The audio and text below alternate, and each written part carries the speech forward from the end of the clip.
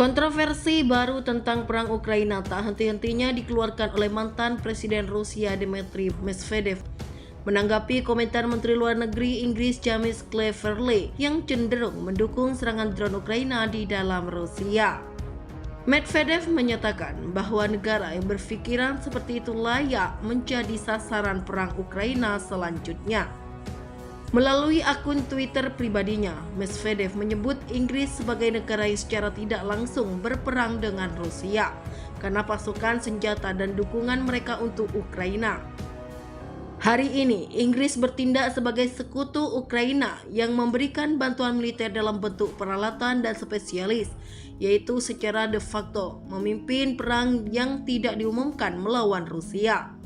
Karena setiap pejabat publiknya, baik militer atau sipil yang memfasilitasi perang, dapat dianggap sebagai target militer yang sah, ujarnya, seperti dimuat Kyiv Post pada Rabu 31 Mei 2023. Merujuk pada prinsip-prinsip hukum internasional yang mengatur perang modern, Medvedev menyebut bahwa Inggris sudah dikategorikan sebagai target militer yang sah sehingga layak untuk diserang. Inggris berisiko dihancurkan karena memutuskan untuk memasuk rudal Storm Shadow jarak jauh ke Ukraina untuk membantu melawan Rusia. Hal ini disampaikan Georgy Muradov, utusan Kremlin untuk wilayah Crimea yang dianeksasi.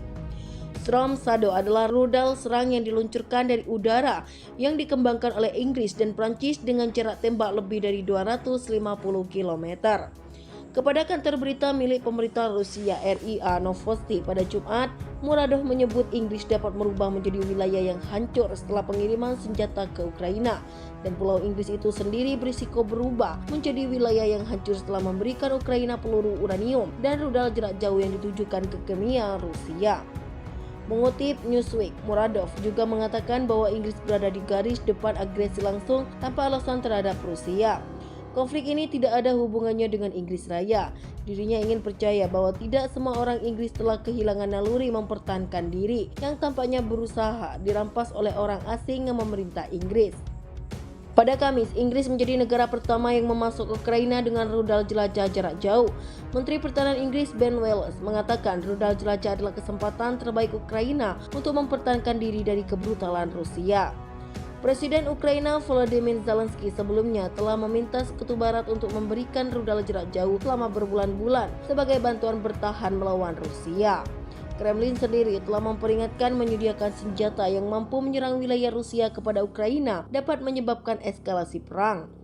Fabian Hoffman, seorang ahli teknologi rudal dan peneliti doktoral di Universitas Oslo, mengatakan dalam sebuah utas Twitter bahwa Storm Shadow memberikan Ukraina pada prinsipnya kemampuan serangan jarak jauh yang sangat kuat terhadap target yang diperkeras pada kedalaman operasional dan strategis.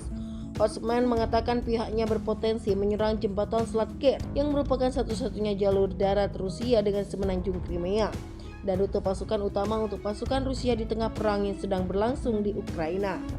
Pada Selasa 30 Mei 2023, 3 bangunan tempat tinggal bertingkat di Moskow menjadi sasaran drone, mengakibatkan kerusakan ringan dan 2 orang mencari bantuan medis. Kementerian Pertahanan Rusia dan Kementerian Luar Negeri segera mengaitkan insiden itu dengan Ukraina, menyebutnya sebagai serangan teroris. Presiden Rusia Vladimir Putin mengklaim serangan di dalam Moskow merupakan bagian dari aksi serangan balik dari militer Ukraina. Kendati demikian, Kiev bersikeras membantah tuduhan tersebut. 3 brigade satuan elit militer Ukraina jadi sasaran serangan jet tempur Rusia pada Rabu 31 Mei 2023. Tembakan rudal dan bom angkatan udara Rusia membunuh sejumlah prajurit dan menghancurkan basis persenjataan. Informasi ini diungkap oleh Kepala Pusat Pers Kelompok Pasukan Barat Angkatan Bersenjata Rusia Kolonel Sergei Zebsky. Dalam keterangannya, Zebsky menyatakan jika serangan kelompok udara militer Rusia diarahkan ke Brigade Pasukan Khusus ke-1, Brigade Mekanis Terpisah ke-14 dan Brigade Mekanis Terpisah ke-92 Angkatan Darat Ukraina.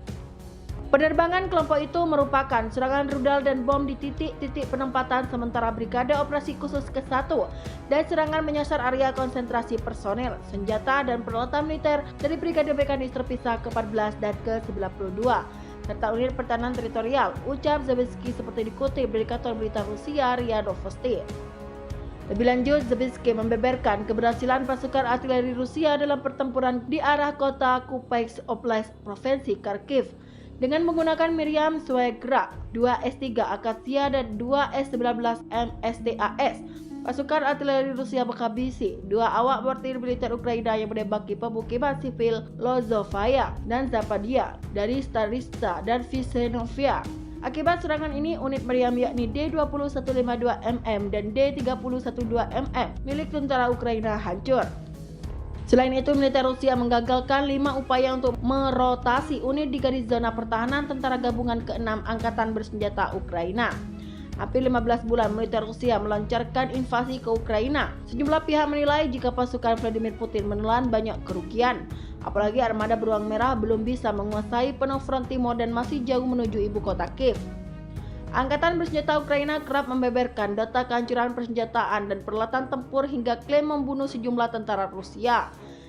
Kepala Badan Intelijen Federal Jerman Bruno Kahl menegaskan jika sampai saat ini ia sama sekali belum mendapat bukti melemahnya kekuatan militer Rusia.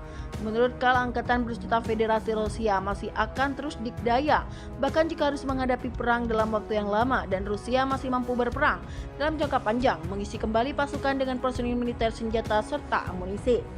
Tak hanya Kahl, bakal strategi militer Kementerian Pertahanan Australia, Kolonel Marcus Reyseiner juga menyatakan hal yang sama, di mana menurutnya banyak fakta bahwa banyak yang mencoba membesar-besarkan kelemahan tentara Rusia dan Rusia adalah musuh yang harus dianggap serius.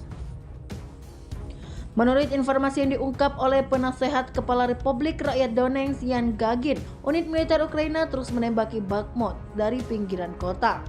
Sasarannya adalah wilayah barat Bakhmut yang diyakini Angkatan Bersenjata Ukraina adalah basis militer Rusia.